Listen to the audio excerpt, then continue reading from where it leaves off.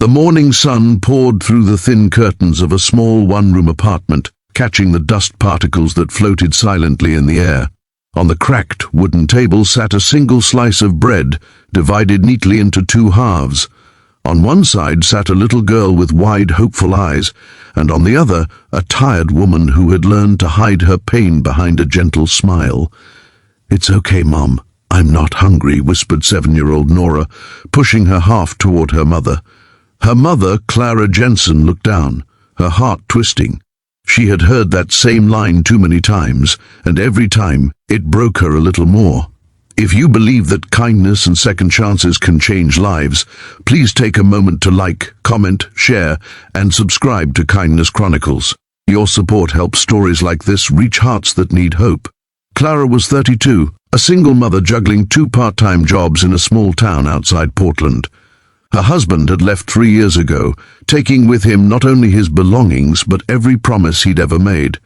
Since then, life had been a quiet war between survival and dignity.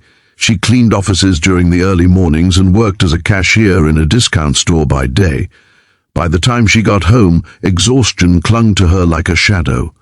Her daughter Nora was everything she lived for, a cheerful, curious child with chestnut hair tied in messy braids and a heart too kind for the world she was born into. Her 8th birthday was approaching, and for weeks she had talked about only one thing: the Barbie dream doll she'd seen in the store window downtown. Every time they passed it on their walk home, she'd press her face against the glass and whisper, "She looks like a princess, Mom." And every time, Clara smiled and said, "Maybe someday, sweetheart." But deep down, she knew someday wasn't coming anytime soon. That week, as Nora slept with her small arms wrapped around a faded teddy bear, Clara sat at the table going through her bills: rent, overdue electric notice, and a letter from her employer reminding her of cutback hours. She stared at the numbers until they blurred into tears. She had $28 to her name. Even the cheapest Barbie in that store cost $45. Her stomach twisted, not from hunger this time, but from guilt. What kind of mother couldn't even buy a toy for her child's birthday? The morning of Nora's birthday came, bright and chilly. Clara woke early, braiding Nora's hair and trying to sound cheerful as she sang happy birthday over a plate with a single cupcake she had bought from the day-old bakery shelf. Nora smiled wide, but Clara caught the flicker of disappointment in her eyes when there was no wrapped gift beside the candle. "Mom," Nora asked softly, "did the store run out of Barbies?" Clara's voice trembled as she pulled her daughter close. "Sweetheart, I couldn't afford it this time." Her words felt like glass in her throat. "But I promise, one day I'll get you something even better." Nora nodded quietly, resting her head on her mother's chest. "That's okay, Mummy. I still have you." Later that day, Clara went to work at the office building she cleaned every morning. It was a modern tower with glass walls and polished floors, the kind of place where everyone wore expensive watches and spoke in confident tones.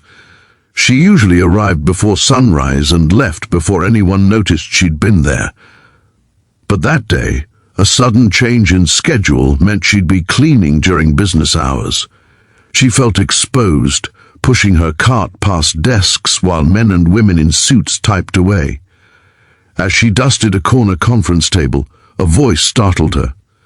"Excuse me, miss, did you clean the break room yet?"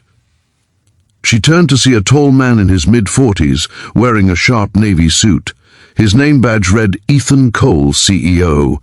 Clara froze, nearly dropping her rag. She stammered a yes, then lowered her gaze, feeling out of place under his polite smile. But Ethan noticed something most didn't: the tired slump of her shoulders, the way her eyes looked swollen from crying. "Are you okay?" he asked gently.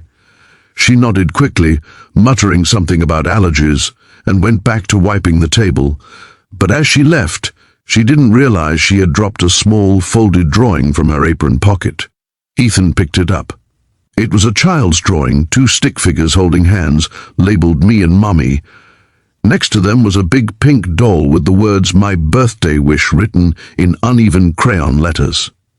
Ethan stood there for a long time, staring at that innocent wish. He had grown up poor himself, raised by a single mother who'd worked nights so he could go to school. Memories of his own childhood birthdays, simple, quiet, filled with love but little else, flooded back. The next morning, when Clara arrived, her supervisor was waiting by the lobby. "Mr. Cole wants to see you in his office," she said. Clara's heart raced. Panic set in. Had she done something wrong? Was she being fired? She nervously entered the large corner office, her hands fidgeting. Ethan stood by the window, holding that same drawing. "You dropped this yesterday," he said softly. Clara froze. Embarrassment burned her cheeks. "I'm sorry, sir, that was my daughter's. She made it for her birthday." That evening, as the sun dipped low, Nora placed her Barbie on the table and said softly, "Mommy, I think this doll is magic, because ever since I got her, everything's been better." Clara smiled, brushing a strand of hair from her daughter's face. "No, my love," she whispered. "The magic was always in you, and in the kindness of people who still believe in good hearts. If this story touched your heart, please like, comment, share, and subscribe to Kindness Chronicles. Your small click can help spread stories that remind the world that compassion still exists. Special request, comment below with the words "Kindness still matters" if you believe one good act can change a life forever. As the stars flickered, that night and laughter echoed softly through the little apartment, Clara realized something profound. The world might be unfair at times, but kindness, real human kindness, was the one currency that never lost its value. And in that moment, she knew she wasn't just surviving anymore, she was living.